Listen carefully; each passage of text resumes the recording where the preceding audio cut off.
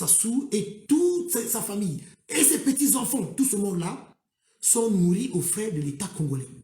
Aux frais de l'État congolais. Alors, les difficultés des étudiants, les difficultés des fonctionnaires qui sont devenus des mendiants, difficultés surtout Wana, ça c'est pas leur problème. Ça ne leur regarde pas. Wana est talibangoté. C'est pas leur problème. Nous allons continuer à pleurer autant pleurer. Wana est talibangoté. Chers compatriotes.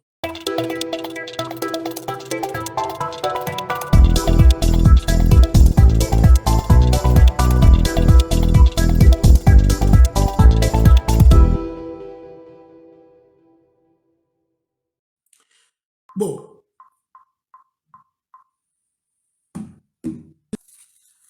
Je vous montre un document. Regardez vous-même. Regardez ce document-là. Regardez.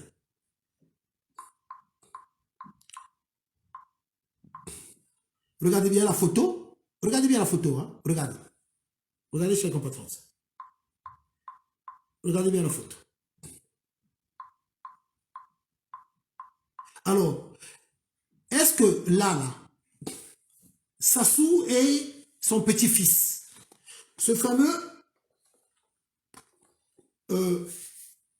marché qu'il a donné à son petit-fils concernant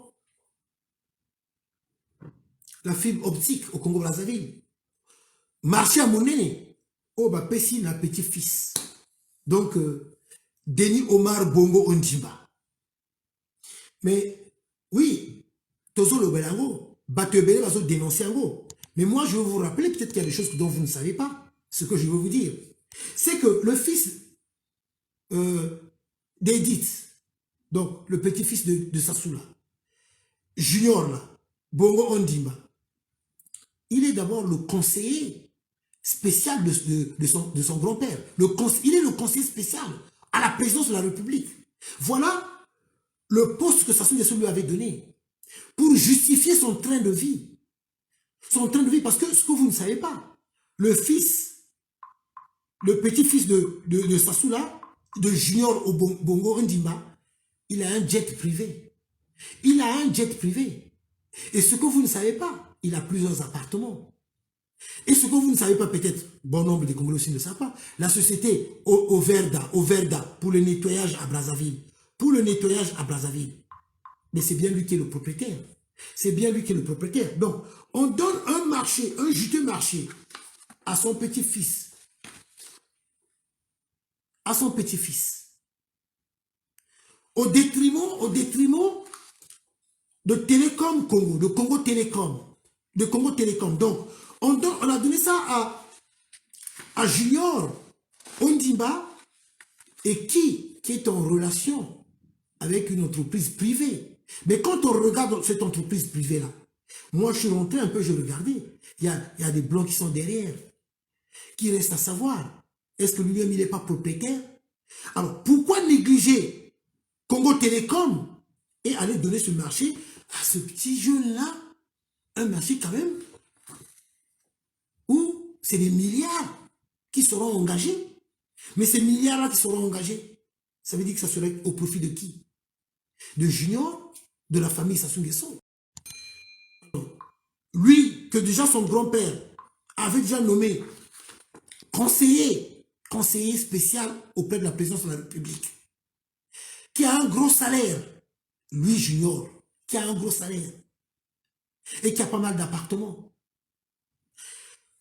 Quand on vous dit que le Congo a été pris en otage par M. Sassou et sa famille, et à la mais je vais vous faire une révélation encore, ce que dont vous ne savez pas. Vous savez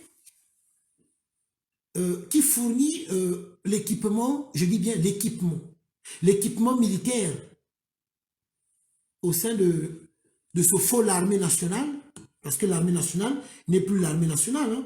L'armée nationale congolaise n'est plus l'armée nationale. Mais, nani motation baka tenue militaire.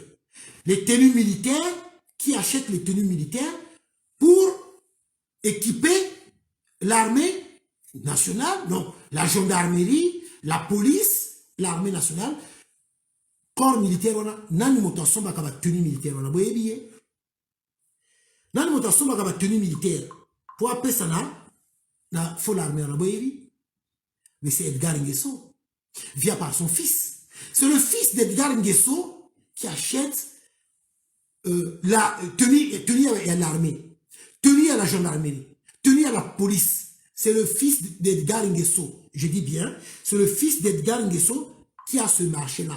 Le marché-là est au maître d'Edgar Nguesso, mais qui avait confié à son fils. À son fils. Donc c'est le fils d'Edgar, à son baka, ma tenue militaire. Il y a l'armée, donc il y a la gendarmerie, il y a la police. Malgré tant d'argent qu'ils ont eu, personne ne les a dérangés pendant tout leur temps ils sont restés au pouvoir. Ils ont eu aussi beaucoup d'argent, Ils n'ont rien fait pour le peuple congolais. Ils n'ont rien fait pour les Congolais. Mais pourquoi ils veulent toujours rester au pouvoir? Moi, c'est la question que j'ai toujours posée à ces personnes-là et à ces Suisses et à ces propagandistes.